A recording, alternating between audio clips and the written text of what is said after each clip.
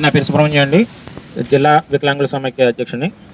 కూటమి ప్రభుత్వం ద్వారా మనకి పెన్షన్ పెంచి వికలాంగులకు ఒక మేలు చేశారని మనం అందరూ ఆనందించే లోపలనే పెన్షన్ వెరిఫికేషన్ పేరుతోటి చాలామంది అర్హులైనటువంటి వికలాంగులకు పెన్షన్ని పర్సంటేజ్ తగ్గించడం కానీ పెన్షన్ నిలుపుదల చేయడం కానీ జరిగినాయండి.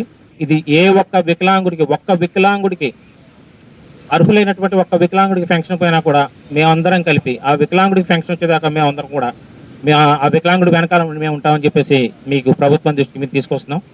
అదేవిధంగా మాకు బ్యాక్లాగ్ పోస్టులు కానీ ఉపాధి అవకాశాలు కానీ కల్పించే విధంగా మీరు ఈ యొక్క పథకాలను ప్రవేశపెట్టాలని మీకు ఒక విషయం తెలియజేస్తున్నాం. ముఖ్యంగా ఒక విషయం అండి, ప్రభుత్వానికి మా సభాపూర్వకంగా ఒక విషయం తెలియజేస్తున్నాం.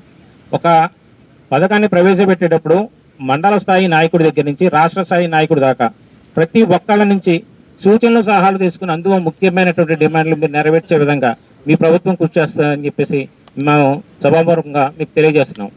అదేవిధంగా ఎక్కడైతే వికలాంగులకు మహిళలకు కానీ ఎవరికైనా కానీ ఎవరి చేత అయినా సరే ఈ సభాపూర్వకంగా కానీ బయట వ్యక్తుల ద్వారా కానీ వికలాంగులు చాలా అనేకమైన బాధలు పడుతున్నారు. చుట్టుపక్కల వాళ్ళతో కానీ ఈ రక్షణ లేకుండా పోయింది. ఈ పోలీస్ స్టేషన్లో కూడా వికలాంగులకు 2016 చట్టం ప్రకారం కేసు పెట్టడానికి అవకాశం కల్పించి వాళ్ళనందరినీ కూడా వికలాంగులకి మీద ఎటువంటి దాడి చేసినా కూడా వికలాంగులని ఎటువంటి ఇబ్బందికి గురి చేసినా కూడా చట్టపరమైన యాక్షన్ తీసుకునే విధంగా ప్రభుత్వం కృషి చేయాలని తెలియజేస్తున్నాను.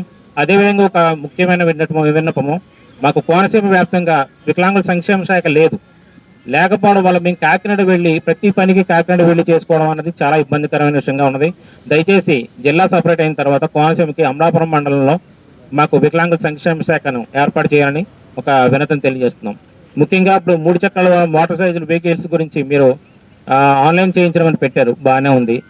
ఇదే విధంగా వయసు పెరిగిన వాళ్ళు, అదేవిధంగా ఉపాధి అవకాశాలు పొందుతున్న వాళ్ళు, బండి పొందడానికి అర్హత లేనటువంటి వాళ్ళు చాలామంది ఉన్నారు.